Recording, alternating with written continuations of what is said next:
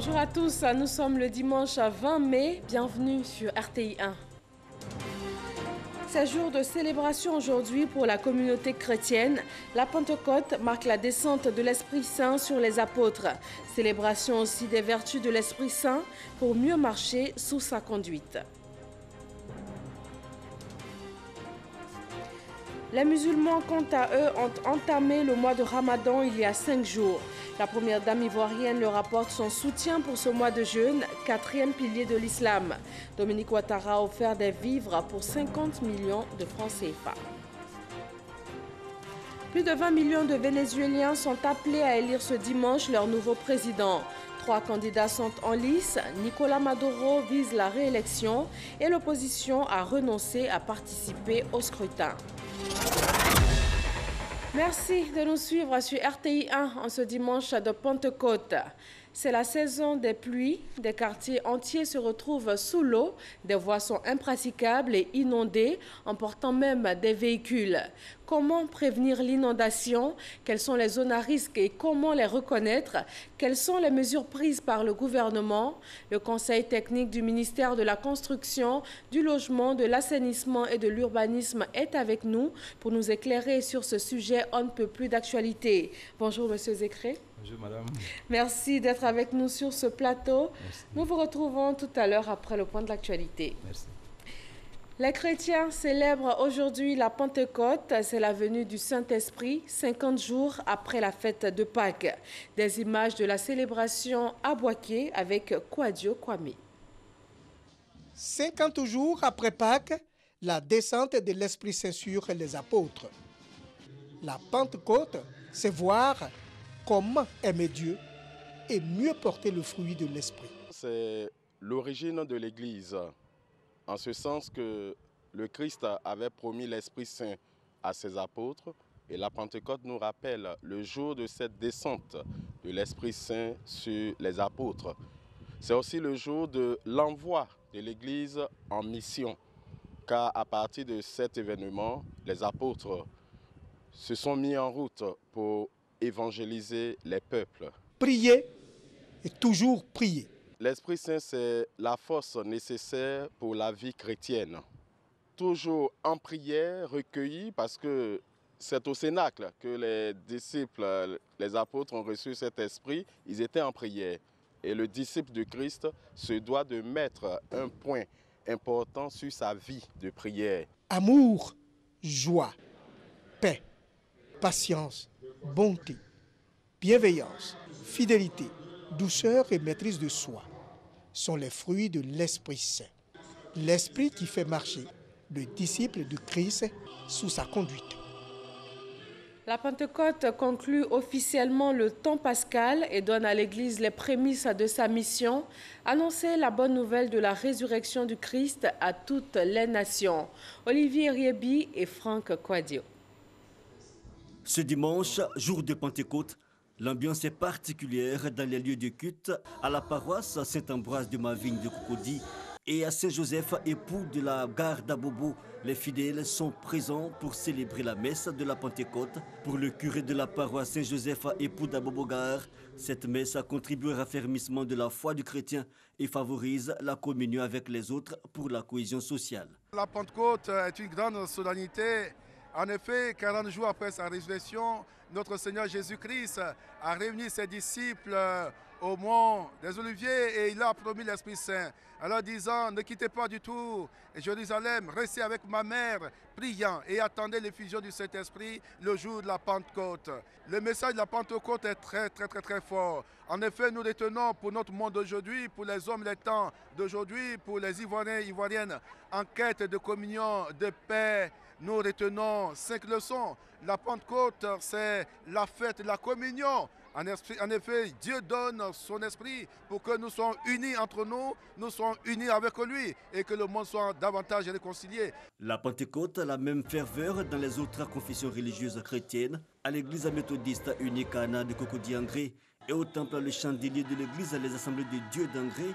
Le ton est le même, pas de divergence sur l'origine de la Pentecôte. La Pentecôte pour nous, c'est un événement très important parce que à l'origine, une fête juive célébrer 50 jours après la Pâque, mais le Seigneur Jésus profite justement de cette fête pour parler de la descente du Saint-Esprit sur ses disciples. Parce que lui, étant glorifié, allé vers le ciel, il faut que le travail qu'il a commencé se poursuive avec ses disciples. Et il ne pourrait le faire si seulement ils sont remplis de la puissance de Jésus.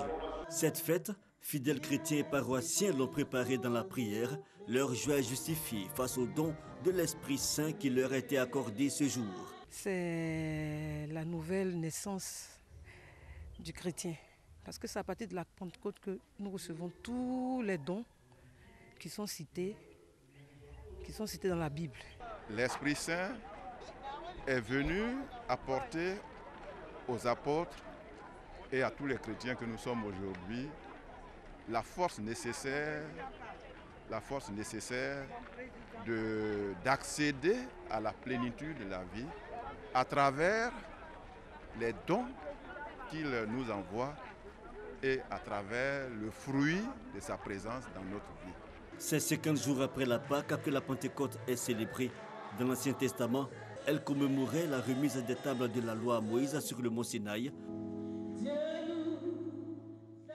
Pour les musulmans, ce dimanche marque le 5e jour du mois de jeûne. La première dame de Côte d'Ivoire a offert des vivres pour une valeur de 50 millions de francs CFA à la communauté musulmane du pays. Mama Traoré. Des tonnes de sucre, de riz, de lait et de pâtes alimentaires au profit de la communauté musulmane. Un geste initié chaque année en période de jeûne musulman par la première dame Dominique Ouattara. Nous sommes 600 veuves et femmes démunies. Donc recevoir ça pour pouvoir rompre le jeûne, c'est très important. Je dis merci à notre maman chérie, la première dame. Ça vaut plus de 5 ans que j'ai participé à cette cérémonie. Et cela nous permet aussi d'aider d'autres personnes au niveau d'Abobo. L'année passée, c'était au niveau de Clocha, on a donné plus de 400 démunis. Les guides religieux, les mosquées et les associations musulmanes sont les principaux bénéficiaires de cette caravane de dons en vivres de la première dame Dominique Ouattara en ce mois de Ramadan. Le mois de Ramadan est un mois de solidarité. C'est elle qui a accepté de partager le peu qu'elle a.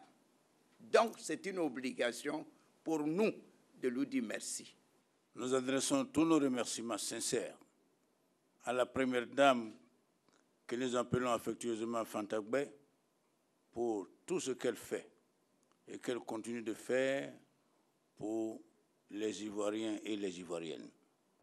50 millions de francs CFA, c'est le coût de ces denrées qu'offre la première dame Dominique Ouattara aux musulmans de Côte d'Ivoire. Chers frères, chères sœurs, le souhait de Madame la Première Dame est que ces dons vous aident à aborder en toute tranquillité le mois de Ramadan. Elle vous invite à demeurer en prière pour vous, vos familles et vos proches.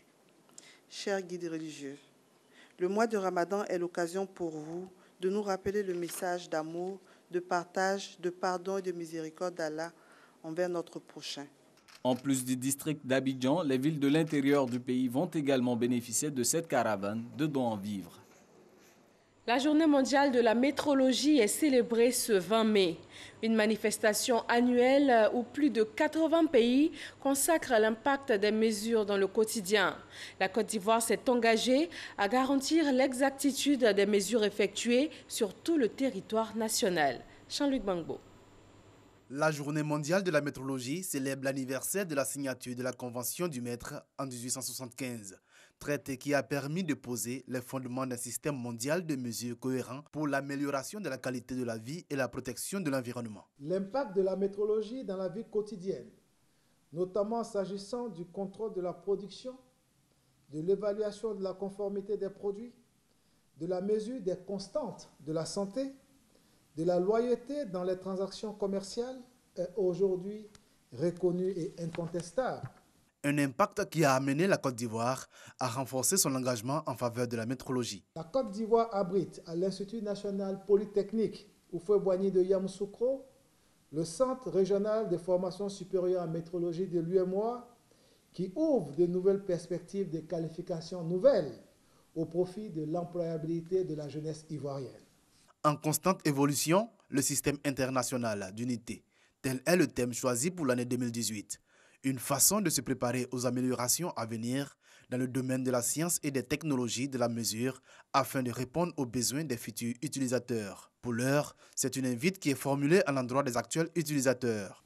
Je saisis l'occasion de cette célébration pour inviter les professionnels, industriels et commerçants à soumettre les instruments de mesure en service au contrôle à l'occasion de la campagne de vérification périodique des instruments de mesure qui a débuté depuis le 5 avril et qui prendra fin le 5 août 2018. Un appel en vue d'améliorer les rapports à l'éthique dans les relations commerciales et renforcer la confiance dans les différentes prestations. Le secrétariat national du renforcement des capacités rencontre les représentants des régions, des districts, des villes et des communes de Côte d'Ivoire. Il s'agit pour cette institution de présenter les résultats de son étude sur le diagnostic et l'évaluation des besoins de renforcement de capacités territoriales. Olivier Iriebi et Herman Guivet. Évaluer les capacités des collectivités décentralisées pour contribuer à la réalisation du Programme national de développement PND 2016-2020 du gouvernement, c'est l'objectif que veut atteindre le secrétariat national au renforcement des capacités avec les mairies et conseils régionaux. Pour y arriver, il a mené une étude diagnostique pour comprendre les problèmes de développement des collectivités et apporter des solutions adéquates. La question essentielle qui nous est posée, c'est de savoir de quelles capacités humaines, organisationnelles, managériales, les structures administratives, politiques auront besoin pour atteindre donc l'objectif de l'émergence. Le résultat de cette étude, c'est de mettre en place un programme qui puisse nous permettre d'aider ces collectivités-là à apporter le développement. Pour les responsables des structures décentralisées, l'Union des villes et communes, l'UVIC aussi, et de l'Assemblée des régions et districts de Côte d'Ivoire, la RDCI, cette action du SNRC va permettre aux collectivités territoriales de disposer des ressources nécessaires pour accomplir leur mission. C'est un travail important et il était nécessaire de le faire. Et pour ce qui nous a été donné de suivre cet après-midi, nous sommes optimistes quant à une véritable matérialisation de la décentralisation. Je sais que la voie empruntée nous permettra d'y arriver. En ce qui concerne l'Assemblée des régions, nous sommes disposés à une bonne collaboration. Nous nous félicitons pour la qualité des rapports entre les deux institutions. Nous le félicitons pour le travail et dire que les recommandations qui sont faites, nous sommes en tout cas prêts à répondre et à accompagner, à mettre en œuvre ces recommandations. Une autre rencontre est prévue avec les départements ministériels en vue de la validation et la mise en œuvre des recommandations de cette étude du secrétariat national au renforcement des capacités SNRC. La santé et l'éducation, deux secteurs prioritaires pour le Conseil régional du Poro.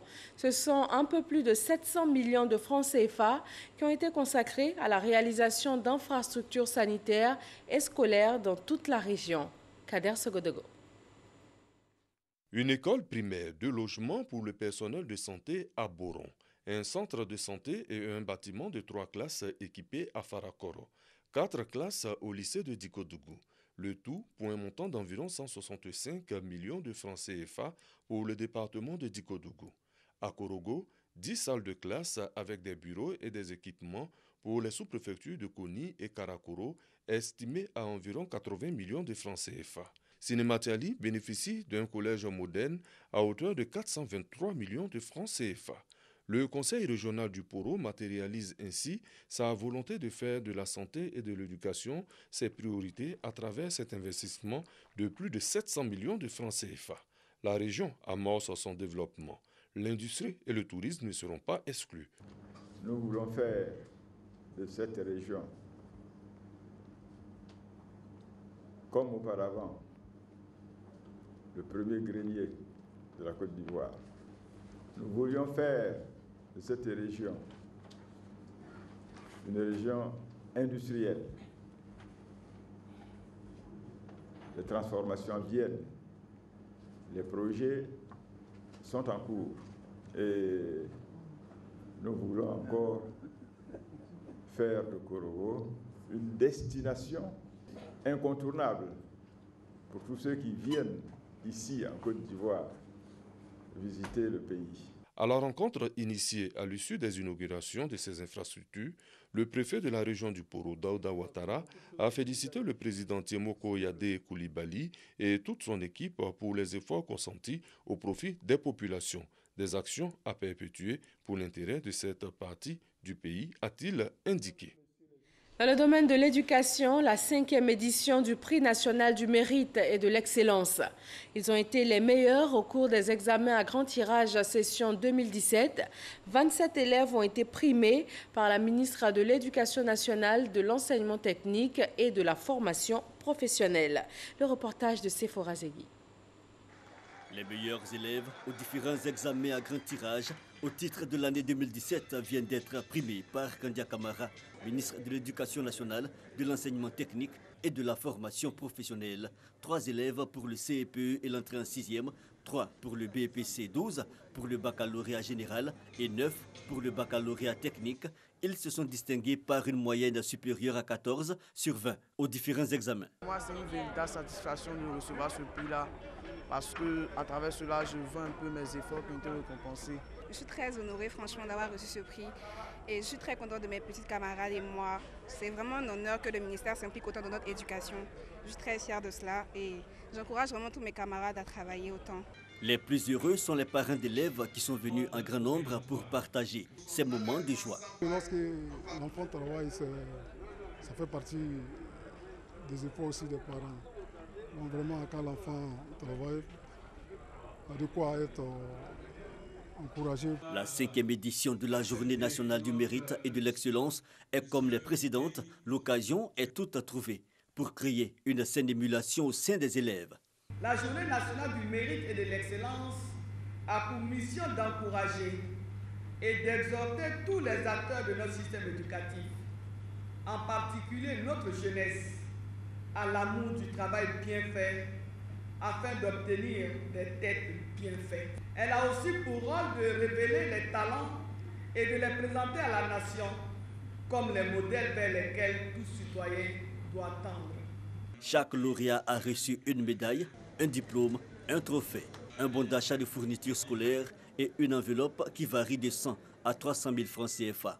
Les 2e et 3e du prix national d'excellence ont également été primés par la ministre de l'Éducation nationale, de l'enseignement technique et de la formation professionnelle.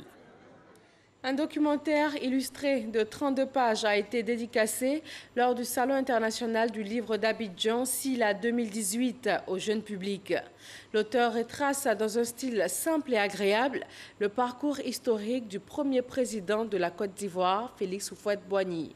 Et l'œuvre veut faire découvrir aux plus jeunes les grandes figures de l'Afrique. Sephora Zegui et Franck Wadio.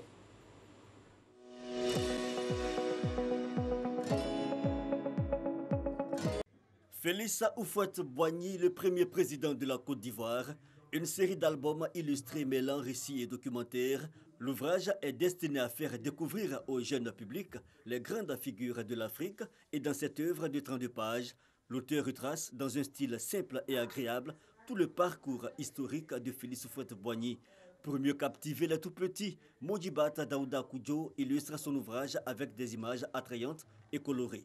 Les adultes, je considère que c'est des esprits déjà formés. Les enfants, par contre, ils sont encore un terrain meuble. Et je dis toujours que c'est dans la tête de nos enfants qu'il faut planter la graine pour un lendemain meilleur pour ce continent. Donc je suis préoccupée depuis quelques décennies par ce qu'il faut transmettre aux enfants, transmettre de vraies valeurs, transmettre du sens, donner des exemples, donner des modèles. Un ouvrage qui séduit les jeunes lecteurs, mais aussi les plus grands. J'aime beaucoup ce livre parce qu'il apprend une histoire qu'on ne connaissait pas. J'ai retenu que Félix Houphouët-Boigny était le premier président de la Côte d'Ivoire et il a lutté pour le développement de la Côte d'Ivoire. Félix Houphouët-Boigny au début était quelqu'un de tout à fait normal, mais qu'après il a eu plein de récompenses pour son travail.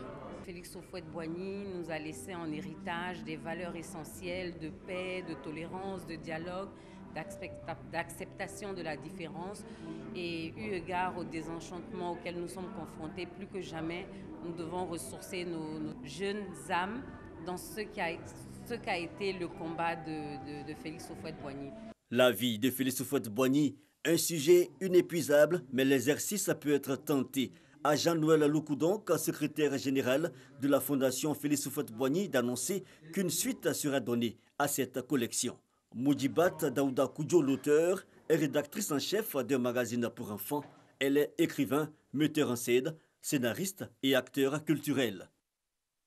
Le 71e festival de Cannes s'est achevé hier samedi sur la Côte d'Azur. Après 12 jours de compétition, le film du japonais Kore Eda a remporté la Palme d'Or. Un film qui retrace l'histoire d'une famille, un couple de voleurs qui a recueilli une jeune enfant qui était maltraitée par sa famille d'origine. Une délégation de cinéastes et d'officiels ivoiriens y ont pris part, même si aucun film ivoirien n'est en liste. Mais il s'agit plutôt d'apprendre aux côtés des grands réalisateurs du monde. Le cinéma ivoirien peut-il redécoller à travers de tels événements? Serge Coléa.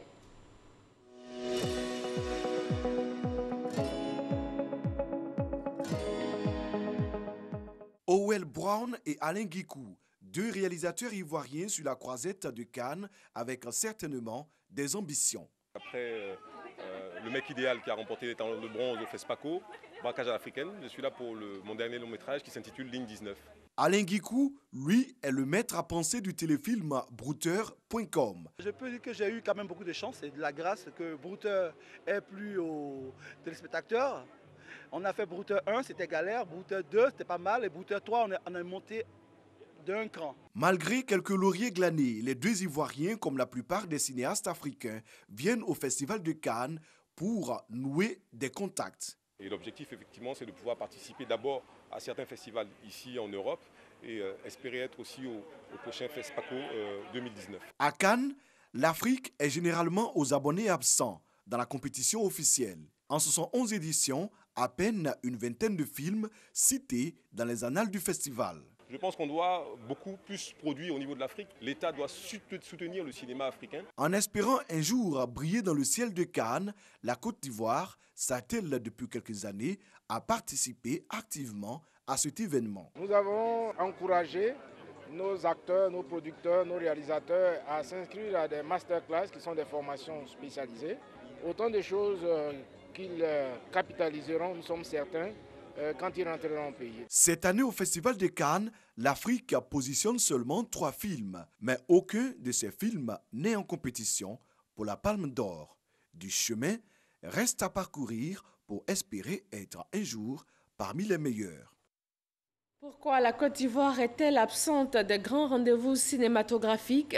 Les raisons principales sont le manque de financement des cinéastes ou encore la faiblesse des scénarios et bien d'autres.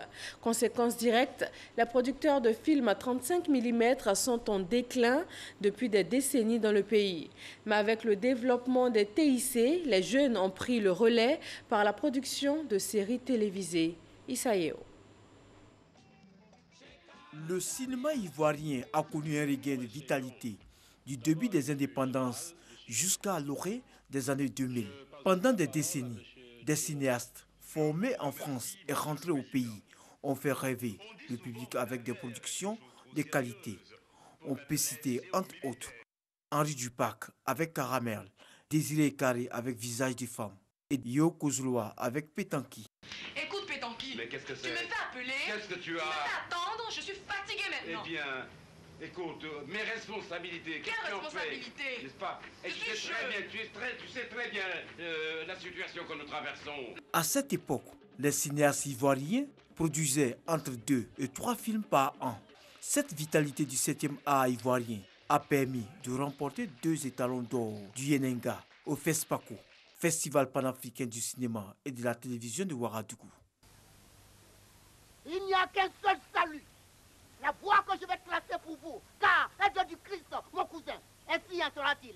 Puisque Jésus est ton cousin, Dieu est donc ton oncle. Ami à tout. Malgré ces 2 grandes récompenses au plus prestigieux festival de cinéma sur le continent, les 35 mm sont grippés et les pionniers sont loin des grands écrans. Raison évoquée, le manque de financement. Le cinéma, c'est de l'art. C'est une technique qui coûte cher. Un seul individu ne peut pas faire du cinéma. Il faut un groupe d'individus. Il faut des mécènes. Il faut des gens pour subventionner le cinéma. La nature ayant horreur du vide, de jeunes réalisateurs prennent le relais avec le développement des TIC et de l'Internet. On se rend compte quand les personnes sortent, les pôles de loisirs, c'est les maquis, les restaurants, les boîtes de nuit. Et voilà, peu de personnes partent au cinéma. Et il faut produire pour un public. Et ce public-là, en général, il est à la maison, il est devant sa télévision, il est devant son petit écran. Et c'est ce qui a justifié un peu la mutation de nos productions qui, d'emblée, étaient des productions de cinéma qui ont commencé donc à basculer vers des productions de télévision. Et quand le film est produit, il faut le diffuser. 3 nouvelles salles ultramodernes ont ouvert à Abidjan, mais ça reste insuffisant. Grand écran n'existe pratiquement plus. Nous avons 2 ou 3 salles à Abidjan, à l'intérieur on n'en parle pas. Je crois qu'à l'époque, il y a eu une politique de réhabilitation des salles de cinéma, mais bon. La production ivoirienne cinématographique grand écran est pratiquement inexistante. Les cinéastes sont en attente de grands moyens financiers pour produire des scénarios encore dans les tiroirs. Et depuis une dizaine d'années, des initiatives tant privées que publiques voient le jour afin de donner un second souffle au cinéma ivoirien. Une nouvelle race de réalisateurs et d'acteurs tente d'incarner les valeurs du cinéma ivoirien. Franck Quadio. Pour redonner de la couleur au cinéma, les initiatives publiques et privées se multiplient en Côte d'Ivoire avec la création de fonds d'aide et d'offices d'encadrement et d'accompagnement tels l'ONAXI qui imagine par exemple le festival Clap Ivoire réservé aux jeunes réalisateurs de courts-métrages et documentaires des 8 pays de l'UEMOA.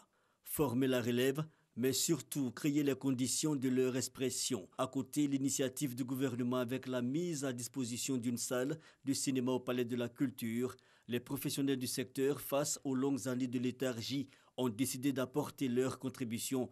Nakissi Savané, actrice avec le Festival international du film des Lacs et Lagunes Festilag, un coup d'essai en 2011 et une 6e édition en 2017.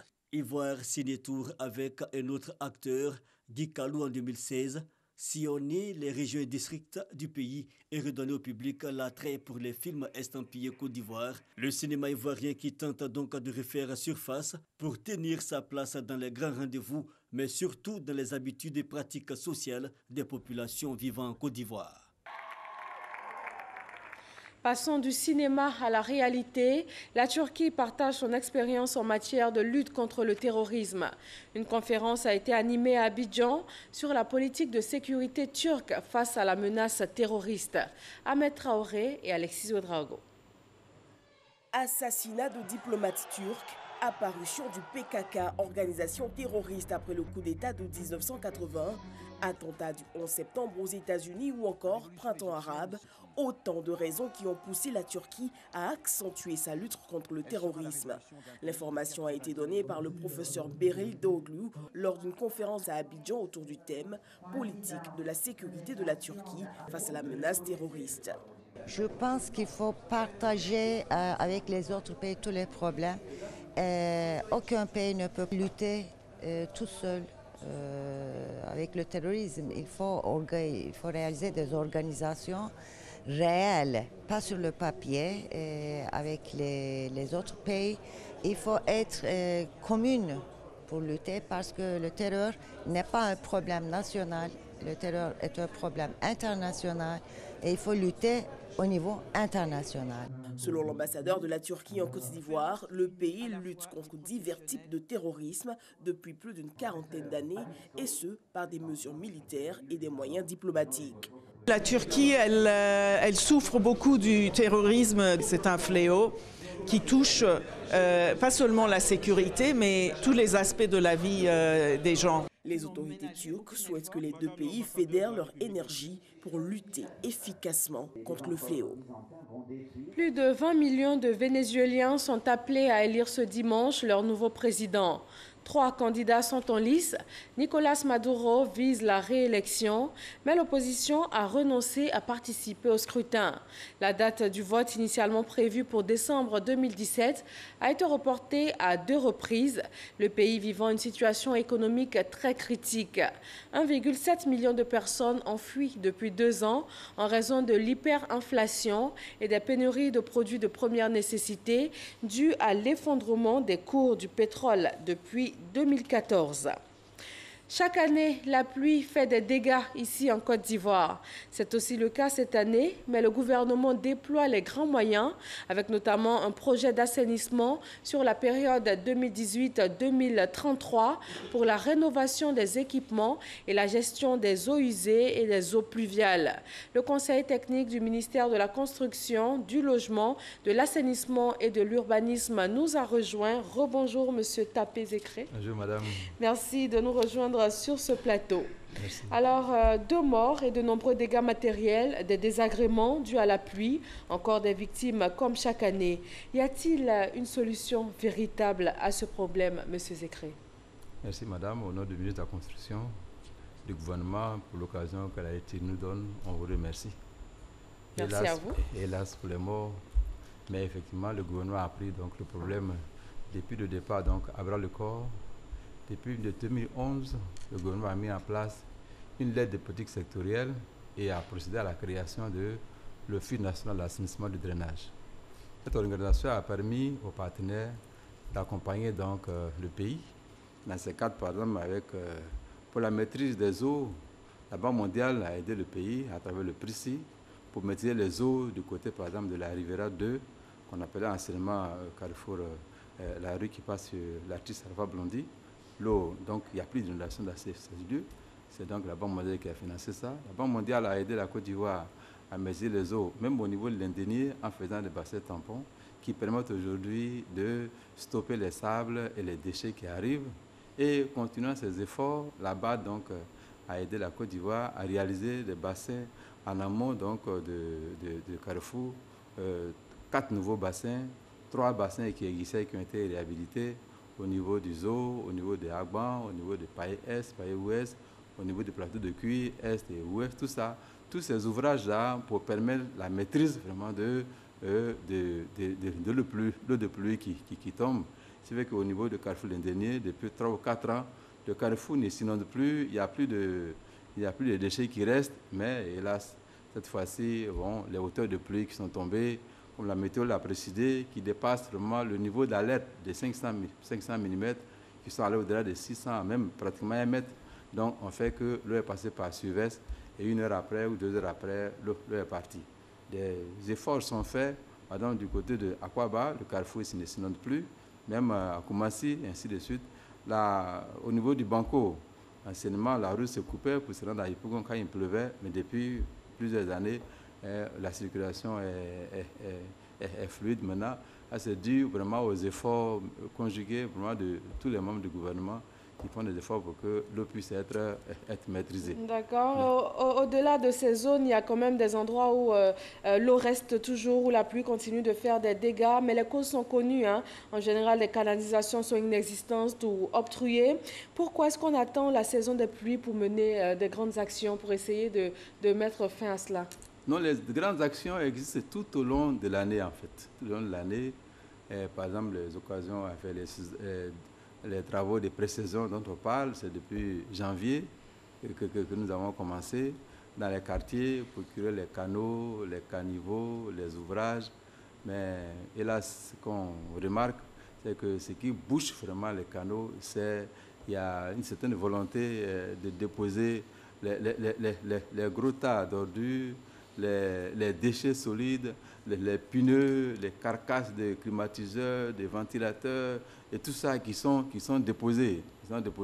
C'est ce genre de choses là qui obstruent effectivement les ouvrages que nous entretenons. Vous avez vu à l'Indérien, par exemple, tout ce qui est arrivé comme déchets plastiques, on fait écran. Pour ne pas que, et puis cet écran fait que l'eau est passée donc, par survêt et chaque côté. Mais sinon, le gouvernement fait des efforts a prévu des travaux de pré-saison qui continuent d'ailleurs. Alors, vous parliez tout à l'heure de déchets déposés par la population, notamment des pneus et autres. Très souvent, on voit que les populations qui sont déguerpies de certains sites les recolonisent, notamment les bassins orageux ou encore les flancs de collines. Nous allons suivre un sujet sur la question et puis on va se retrouver pour en parler. Merci. En 2014, les inondations ont tué 23 personnes et provoqué de nombreux dégâts matériels rien qu'à Abidjan. Toutes les communes du district ont été touchées. Glissements de terrain, effondrement d'immeubles et inondations de quartiers entiers sont à craindre dès que la saison des pluies s'annonce. Malgré les efforts du gouvernement qui mène des campagnes de sensibilisation en invitant les populations à quitter les sites à risque et à avoir des comportements éco-citoyens, c'est chaque année le même scénario. En cause, bien souvent, les canaux d'évacuation obstrués par des déchets et des constructions anarchiques. L'eau est venue parce que la clôture bloquait l'eau et l'eau ne gagnait pas de passage. Donc il y a eu pression. Donc quand la clôture s'est cassée, ça envahit tout un coup tout le quartier. Et il n'y a plus de passage. Les déchets viennent colmater non seulement les dégrayeurs que nous avons mis en place, mais les ouvertures qui doivent permettre de conduire l'eau. L'eau monte et puis l'eau déborde et c'est ce que vous avez constaté. C'est un dysfonctionnement lié donc surtout à l'indiscipline, mais surtout au comportement donc, des populations. Un comportement incivique dénoncé par les populations elles-mêmes et par des autorités administratives. Ne jetez pas des ordures dans les caniveaux parce que ce sont ces caniveaux-là qui sont amenés à écouler les eaux de pluie. Et puis il faut qu'on s'assure aussi que les directives qui sont données par l'État de Côte d'Ivoire sont respectées. Il y va de la vie de la population. La population, vraiment de fait de sorte que pour garder au moins, pour sauvegarder la ville. Chacun peut prendre la note sur lui-même et arranger ses saletés dans les poubelles, c'est mieux. Et si la multiplication et l'entretien des canaux d'évacuation étaient la clé pour lutter contre les inondations? Oui, effectivement. Pouvoir déboucher les caniveaux, ça pourra nous arranger bien sûr. Je mets que vraiment l'État met des ponts pour que vraiment la population puisse passer. Et puis le caniveau reste en bas et puis nous avons creusé encore des caniveaux encore. L'urbanisation de la ville d'Abidjan a été pensée vers 1933. Aujourd'hui, la population de la capitale économique a explosé. Ce plan d'urbanisation est-il adapté à cette réalité démographique? Alors, M. Zécré, quelles sont les mesures qui sont prises contre ces actions de la population? Première mesure, c'est que le gouvernement a fait un schéma directeur d'urbanisme du Grand Abidjan. Et à ce schéma directeur, le ministère de la Construction vient d'adjoindre le schéma directeur d'assainissement du district d'Abidjan et ses 13 communes. Et ce schéma directeur-là prévoit effectivement des travaux de grande envergure pour pouvoir faire face à l'urbanisation. L'urbanisation, effectivement, aujourd'hui, est très galopante et ces faits-là engendrent vraiment des constructions anarchiques dans les quartiers, dans les bassins d'orage, dans les lieux qu'on ne doit pas édifier et ainsi de suite. Donc voilà ce qui est mis en place. Et quelles sont aujourd'hui les zones qui sont réellement à risque? Nombreuses zones sont à risque, par exemple les zones des bassins d'orage. Quand vous voyez les bassins d'orage, c'est des zones qui sont propices à des constructions. En réalité, ces zones-là ne sont pas faites pour les constructions. Les espaces qui sont laissés en pleine ville, du coup, vous venez les occuper comme si personne ne savait ce qui allait se passer. Donc les gens construisent dans ces zones-là, c'est des zones vraiment qui sont à risque, ce sont des bassins d'orage, qui sont des flancs de collines, les passages d'eau dans les quartiers qui sont laissés à dessein, que les routes doivent suivre. Ces zones-là, on ne doit pas y habiter. On ne doit pas y habiter, on ne doit pas y construire. Justement, puisqu'on ne doit pas y habiter, alors que les agents du ministère sont sur le terrain, visitent les chantiers, font les contrôles, comment est-ce que la population arrive quand même à s'installer sur des zones où on ne doit pas habiter? Ça, c'est dû à l'incivisme vraiment de nos parents. On ne peut pas être aussi tous les jours, mettre X policiers dans les quartiers pour pouvoir déguerpir tous les sites. Le ministère fait le maximum. Vous avez vu des démolitions qui ont été faites du côté d'Alabra, pour libérer les zones de la conduite qui passait de chez Alpha Blondy. Les démolitions qui sont faites à Koumassi et ce genre d'opérations vont continuer. Mais c'est l'occasion d'appeler vraiment au civisme de la population. L'assainissement, le drainage concerne le milieu habité. Et personne ne viendra développer le milieu habité si ce n'est pas nous-mêmes, celui qui habite le milieu habité. C'est en développant nos milieux habités, de proche en proche, que le développement peut s'étendre à toute l'étendue du territoire. Le gouvernement fait son effort de réguler, d'informer, d'inciter, de nous encourager, de nous exhorter à quitter, à avoir des conduites, des comportements. Mais c'est à nous-mêmes, à toute la population, vraiment de se mettre, d'être vraiment en accord avec le gouvernement pour l'accompagner dans ce combat qui est le nôtre. Ensuite, le problème de la salubrité, le problème de drainage, le problème des inondations, ça vraiment c'est le fait de l'individu ou même de la population, donc du milieu habité. Quand vous achetez un terrain, quand vous habitez une maison, vous achetez en même temps tous ces aspects-là. C'est à vous de faire en sorte que la maison ne soit pas inondée, que les ordures soient mis là où il faut et que vraiment les eaux s'écoulent comme il se doit. Alors on observait auparavant que c'était les quartiers dits défavorisés qui étaient le plus souvent victimes d'inondations. Mais depuis quelques années, on observe des quartiers huppés n'échappent pas donc à ce phénomène. Comment est-ce que cela aussi s'explique? Ça, c'est dû à l'urbanisation galopante. Bon, je pense à la Palmeraie, je pense, il y a quelques années, je pense à Bonoumé, je pense à d'autres quartiers. Voilà. C'est l'urbanisation. Et c'est à travers les schémas directeurs que l'État va apporter une solution vraiment à ces problèmes. Et le schéma directeur que le ministère vient de soumettre au gouvernement pour avoir une autorisation de faire une table ronde pour les bailleurs de fonds, prévoit effectivement près de 354 milliards de travaux, sur lesquels le ministère a déjà obtenu pratiquement 97 milliards par le biais de nos partenaires qui nous accompagnent, tels que la BID, tels que la BOAD, tels que l'AFD à travers le CDD, pour pouvoir dès maintenant, dès l'entame, dès la fin 2018, déjà faire les travaux dans les quartiers. Est-ce que vous pensez que ce sera vraiment définitif, ça va régler définitivement les problèmes d'inondation que nous connaissons? Ces travaux vont résoudre les problèmes, mais définitivement, c'est lié au comportement humain. Lié à notre comportement, à nous-mêmes, là où nous habitons. Si on évite de fermer les caniveaux, d'avoir des constructions anarchiques, de se mettre dans les emprises des ouvrages, si on évite de déverser les ordures ou bien les déchets là où l'eau passe, les travaux peuvent avoir une allure définitive. Alors ce plan, c'est un programme de 530 milliards de francs CFA. Il vise donc la rénovation des équipements, la gestion des eaux usées, des eaux pluviales dans tout le district d'Abidjan. Concrètement, comment est-ce qu'il va s'étendre? Le plan dont on parle va s'étendre de 2018 à 2033, avec des composants tous les 5 ans qui vont se faire.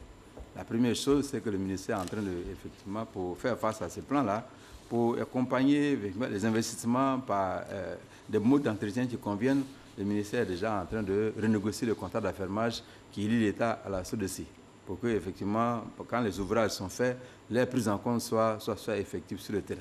Et parallèlement à ça, donc, le ministère va organiser une table ronde pour pouvoir appeler des fonds. Une fois que les fonds vont arriver, effectivement, des programmes de travaux et de réhabilitation de ce qui existe pour que ça fonctionne bien, on va se mettre en route. Et puis des programmes d'investissement, de nouveaux travaux, d'extension dans les quartiers, de raccordements qui vont se faire pour que effectivement, ces plans-là puissent avoir une vie plus effective et puis que l'Ivoirien puisse vraiment en bénéficier.